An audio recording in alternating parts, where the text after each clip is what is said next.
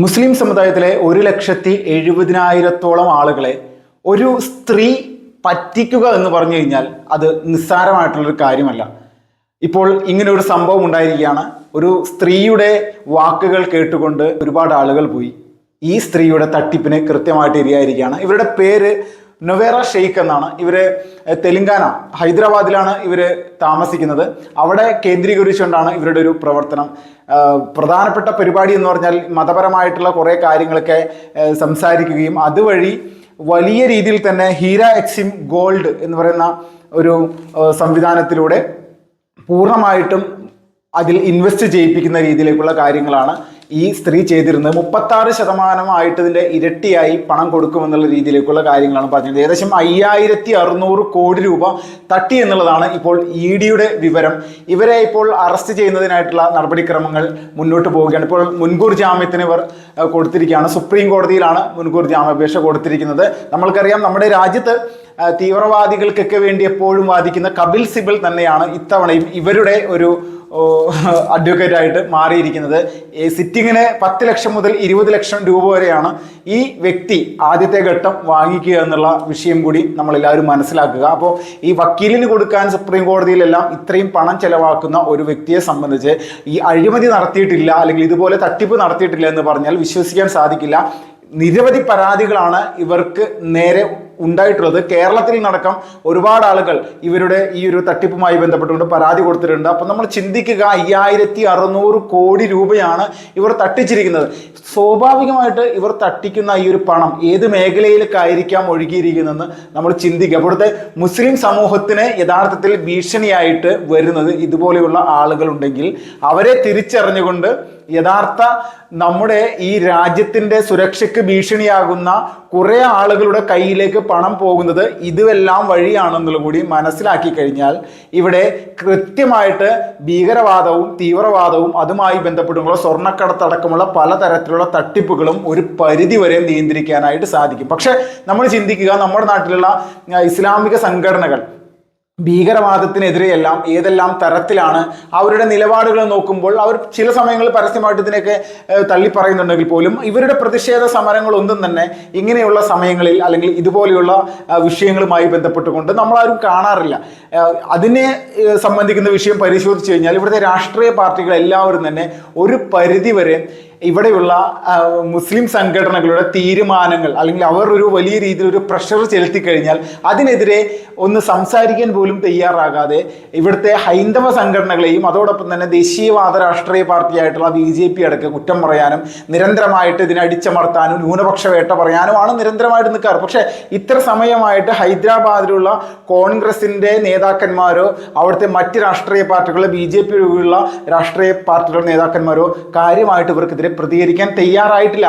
എന്തെന്ന് വെച്ചാൽ പൂർണ്ണമായിട്ടും കുറേ നാളുകളോളം ഇവർക്ക് ഈ പറയുന്ന രാഷ്ട്രീയ പാർട്ടികളോടൊക്കെ വ്യക്തമായിട്ടുള്ള ബന്ധമുണ്ടായിരുന്നു. അപ്പോൾ നൊവേറ ഷെയ്ഖ് എന്ന് പറയുന്ന സ്ത്രീയുടെ പ്രലോഭനങ്ങളിൽ അകപ്പെട്ടു പോയിട്ട് ഏകദേശം 5,600 കോടി രൂപ ഇവിടെയുള്ള സാധാരണക്കാരായിട്ടുള്ള പാവപ്പെട്ട മുസ്ലിങ്ങളുടെ കൈകളിൽ നിന്ന് നഷ്ടപ്പെട്ടു എന്ന് പറയുന്ന സമയത്ത് നമ്മൾ ചിന്തിക്കുക, ഏതെല്ലാം തരത്തിൽ എവിടേക്കാണ് ഈ ഒരു വിഷയങ്ങളൊക്കെ പോയിക്കൊണ്ടിരിക്കുന്നത്.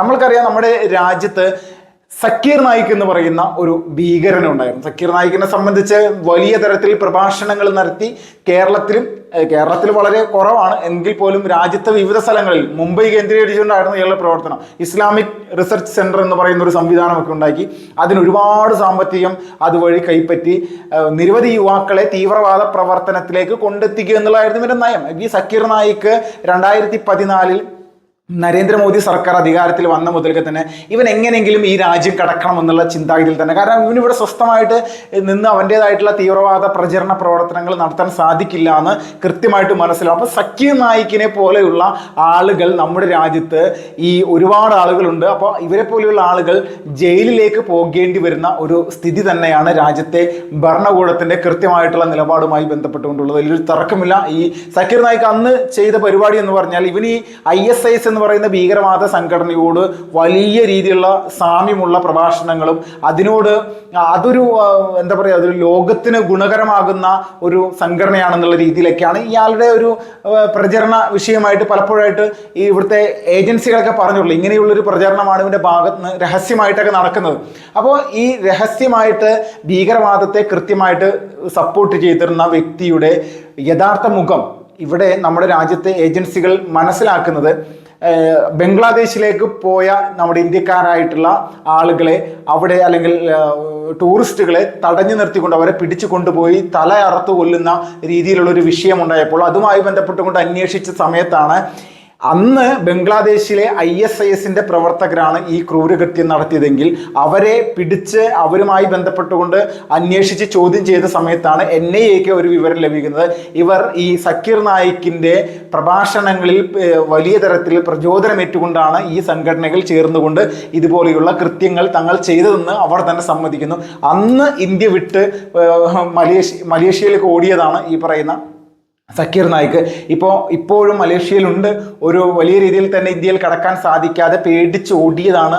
അയാൾ തെറ്റുകാരനല്ലെങ്കിൽ ആൾക്ക് ഇവിടെ നിന്നുകൊണ്ട് ഇവിടുത്തെ നിയമ പോരാട്ടം നടത്തി നമ്മുടെ രാജ്യത്തിൻ്റെ അകത്തെ നിയമ സംവിധാനങ്ങളിലൂടെ പോകേണ്ട ഒരു വിഷയമുണ്ട്. പക്ഷേ മലേഷ്യ ഇന്ത്യക്ക് ഇയാളെ കൈമാറാതെ ഇങ്ങനെ നിലനിർത്തിയിരിക്കുകയാണ്.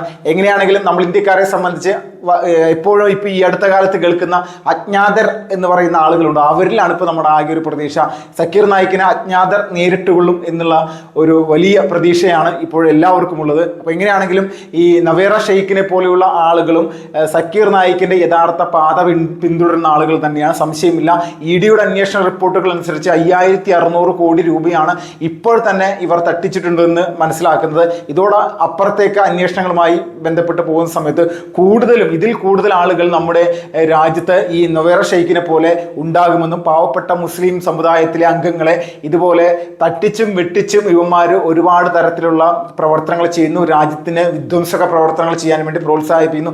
അപ്പോൾ വിദേശത്ത് നിന്നൊന്നും പണം എത്താത്ത ഒരു സാഹചര്യം ഉണ്ടാകുമ്പോൾ ഈ സുഡാപ്പി താത്ത ചെയ്തിരിക്കുന്ന പരിപാടി എന്ന് പറഞ്ഞാൽ ഇങ്ങനെയുള്ള കലാപരിപാടികൾ നടത്തുക എന്നുള്ള വിഷയം തന്നെയാണ്. ഇത് കൃത്യമായിട്ട് ഭീകരവാദ സംഘടനകളുടെ കൈകളിലേക്ക് ഈ പണം എത്തിയിട്ടുണ്ടാകുമെന്നുള്ള തർക്കമില്ല. 25 കോടി രൂപ 90 ദിവസത്തിനുള്ളിൽ ഇവരോട് കോടതിയിൽ കെട്ടിവെക്കാനാണ് പറഞ്ഞിരിക്കുന്നത് സുപ്രീം കോടതി. അല്ലെങ്കിൽ പിടിച്ചകത്തിടാനുള്ള എല്ലാവിധ വിഷയങ്ങളുണ്ട്. അപ്പോൾ ഇവർ ഒളിച്ചിരിക്കുകയാണ്. നിലവിൽ പുറത്തേക്ക് വന്നു കഴിഞ്ഞാൽ ED അറസ്റ്റ് ചെയ്ത് കൊണ്ടുപോകും എന്നുള്ള തർക്കമില്ല. ഭയമാണ് ഇവരെ സംബന്ധിച്ച്. സക്കീർ നായിക്കിനെ പോലെ രാജ്യം വിടാനുള്ള ഒരു കലാപരിപാടിയാണ്. പക്ഷെ രാജ്യം വിടാനായിട്ട് സാധിക്കില്ല. അത്രത്തോളം വലിയ രീതിയിലുള്ള ഒരു പൂട്ടാണ് ഇപ്പോൾ ഈ പറയുന്ന നൊവേറ ഷെയ്ഖിനെയും അവരുടെ കൂട്ടാളികളെയും പെടുത്തിയിരിക്കുന്നത്. മലയാളികളടക്കമുള്ള ആളുകൾ ഇതുപോലുള്ള പ്രശ്നങ്ങളിൽ പോയി ചാടുന്ന ഒരു സാഹചര്യം ഉണ്ടാകുമ്പോൾ നമ്മൾ ചിന്തിക്കുക എത്രത്തോളം വലിയ രീതിയിൽ ഭീകരവാദ ഗ്രൂപ്പുകൾക്ക് ഇതുപോലെയുള്ള വ്യക്തികളിൽ സ്വാധീനമുണ്ട്. ഇവരെ കൃത്യമായിട്ട് ഉപയോഗപ്പെടുത്തി കോടികൾ തട്ടിച്ചെടുക്കാൻ വേണ്ടിയിട്ട് നിരന്തരമായിട്ട് ശ്രമിക്കുന്ന ഒരു അവസ്ഥ ഇന്ത്യ മഹാരാജ്യത്ത് പല സ്ഥലങ്ങളിലുമുണ്ട്. ഇതിൽ ആദ്യത്തെ മാതൃകയായിട്ടുണ്ടായിരുന്നത് സക്കീർ നായിക്കാണ്. സക്കീർ നായിക്കിൻ്റെ ഇസ്ലാമിക് റിസർച്ച് സെൻറ്റർ എന്ന് പറയുന്ന ഈ സ്ഥാപനം പൂട്ടുകയും അതിൻ്റെ 5000 കോടി രൂപ കൃത്യമായിട്ട് നമ്മുടെ സർക്കാർ പിടിച്ചെടുക്കുകയും ചെയ്ത ഒരു സാഹചര്യമുണ്ട്. അപ്പോൾ വരാനിരിക്കുന്ന നാളുകളിൽ ഈ നൊവേറ ഷെയ്ഖുമായി ബന്ധപ്പെട്ടുള്ള നിരവധി കേസുകളുടെ അല്ലെങ്കിൽ നിരവധി വിവരങ്ങളുടെ റിപ്പോർട്ടുകൾ നമ്മുടെ മുന്നിലേക്ക് ED തന്നെ എത്തിക്കുന്ന ഒരു സാഹചര്യം ഉണ്ടാവുന്നതിൽ തർക്കമില്ല.